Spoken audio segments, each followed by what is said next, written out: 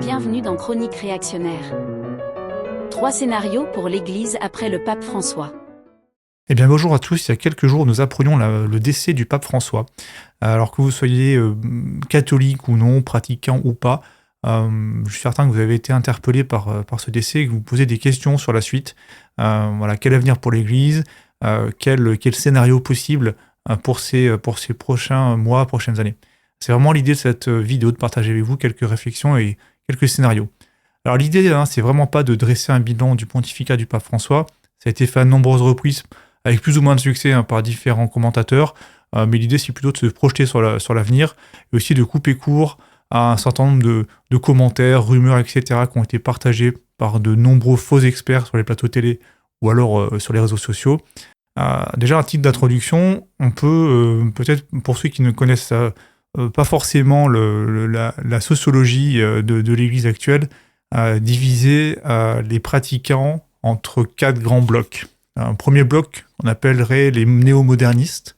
Ce sont des catholiques, entre guillemets, qui adhèrent sans réserve aux enseignements de Vatican II. Vatican II, pour ceux qui ne connaissent pas, c'est vraiment la révolution à l'intérieur de l'Église. Ça pose un grand nombre de problèmes, à la fois dogmatiques, idéologiques et politiques également. Donc ces néo-modernistes, ils sont vraiment dans la continuité de Vatican II. Ils cherchent vraiment à adapter l'Église aux mentalités contemporaines, à adapter l'Église au monde. Jusqu'à présent, c'était l'inverse qui était fait. C'est l'Église qui cherchait à influencer le monde. Depuis Vatican II, c'est complètement l'inverse.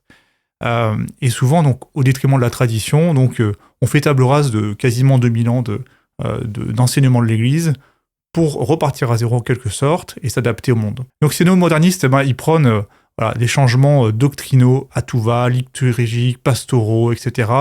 Et ce qui les caractérise, c'est qu'ils sont jamais satisfaits, c'est-à-dire que c'est vraiment la fuite en avant vers le progressisme, où ils vont exiger de plus en plus d'adaptation.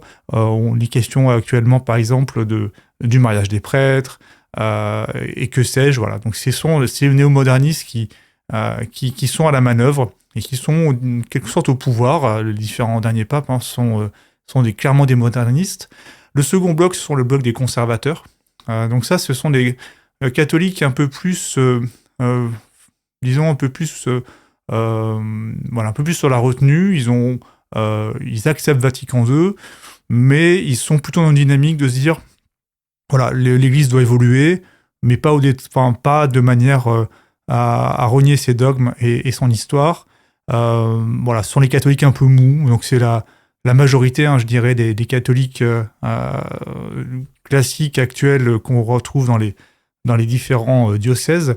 Ils sont dans une position souvent extrêmement ambivalente, pour pas dire hypocrite. C'est-à-dire que ils vont chercher à ménager à la fois les modernistes et puis les traditionalistes. Donc c'est vraiment le ventre mou de l'Église actuelle. Ensuite, les traditionalistes, eux, refusent vraiment les nouveautés du Concile Vatican II. Ils sont en résistance, ils sont rentrés en résistance de manière plus ou moins frontale avec leur hiérarchie, ils se considèrent que ces enseignements sont contraires au magistère antérieur, donc tous les enseignements de l'Église avant Vatican II. Ils sont attachés à la messe en latin, mais pas seulement, il y a aussi des aspects liés au catéchisme, à la doctrine, etc. Et enfin, les sédévacantistes, eux, vont un cran plus loin, c'est-à-dire qu'ils considèrent que les papes, depuis Vatican II, sont en rupture avec les enseignements de l'Église jusqu'à présent. Ils les considèrent comme étant hérétiques. Et par conséquent, étant hérétiques, ils considèrent qu'ils ne peuvent pas être papes. Donc pour eux, ce sont des antipapes, des faux papes. Et donc pour eux, le siège pontifical est vacant depuis Jean XXIII. Donc eux, ils sont clairement dans une résistance frontale et vraiment dans une logique de quasi-scission, même on pourrait dire de scission avec l'Église, en tout cas avec le corps de l'Église. Ils considèrent que toute la hiérarchie de l'Église actuelle est une hiérarchie qui est invalide. Voilà. Si la question du sédévacantisme vous intéresse, j'ai publié une précédente vidéo sur le sujet, donc je mettrai le lien en commentaire. Donc pour schématiser, on a ces 4 grands blocs qui cohabitent ensemble, avec l'exception des sédévacantistes qui sont quand même vraiment à part. Mais voilà, pour schématiser, on a ces 4 grandes tendances qui cohabitent de manière plus ou moins évidente Et l'une des caractéristiques du pontificat du pape François, c'est le seul commentaire que je ferai dessus, c'est qu'il a accentué, même ravivé les querelles de chapelle qui existaient entre ces 4 grands groupes de manière assez vive. C'est-à-dire que les traditionalistes, particulièrement, ont été la cible de restrictions de plus en plus importantes, et donc les mettre dans une position de plus en plus délicate et vis-à-vis de leur autorité. Ça pose vraiment beaucoup de questions. Donc c'est là que se termine le pontificat du pape François. On arrive maintenant dans une phase où il y a différents scénarios qui peuvent se produire. Alors moi j'en vois trois scénarios principaux. Le premier, ce serait un scénario qui serait vraiment funeste pour l'Église. Ça serait un scénario de la continuité, tel qu'on la vit depuis Vatican II, la succession des différents papes. Il y a une grande cohérence entre eux sur ce modernisme, ce progressisme.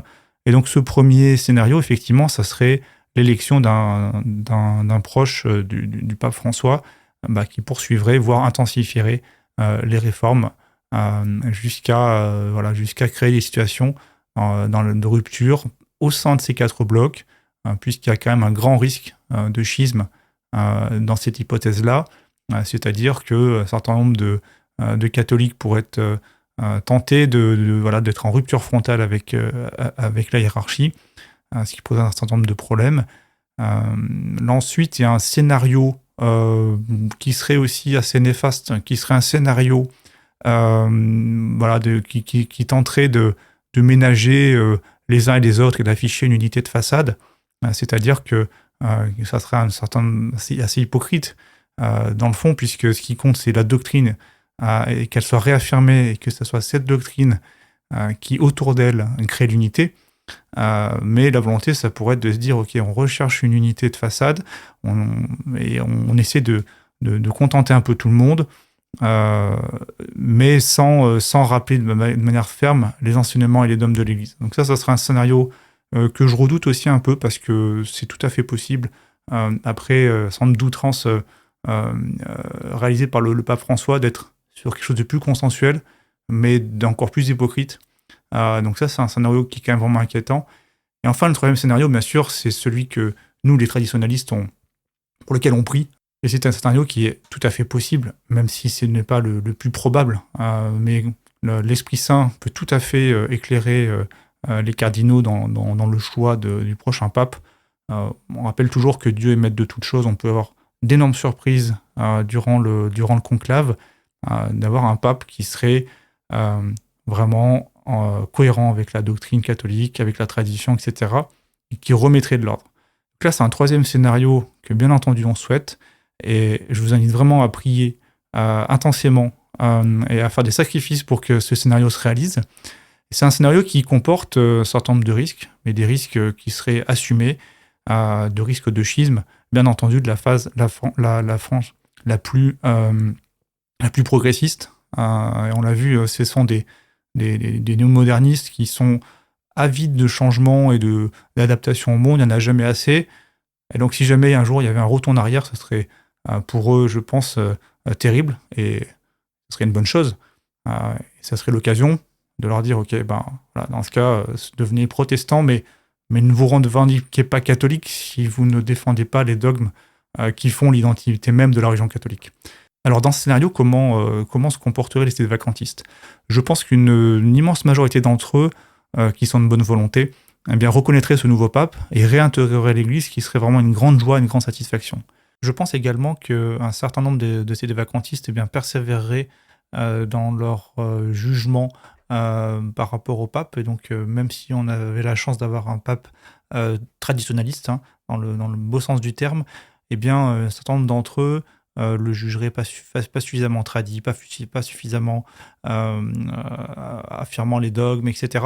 Et donc persévérer dans leur jugement personnel, ce serait vraiment dramatique, mais c'est tout à fait possible que nous ne récupérions pas au sein de l'Église tous les ces vacantistes à ce moment-là. Voilà, donc prions également pour l'unité de l'Église, et prions bien sûr avec ferveur, et offrons un grand nombre de sacrifices pour que l'Esprit Saint vraiment règne sur ce concile et puis nous offre enfin un pape voilà, qui nous permettrait de réaffirmer les dogmes avec force, avec vigueur, voilà, à l'image de Saint Pie X. Voilà, je vous invite vraiment à prier avec ferveur pour cela. Voilà, eh bien, d'ici là, que Dieu vous garde et à bientôt pour une prochaine vidéo.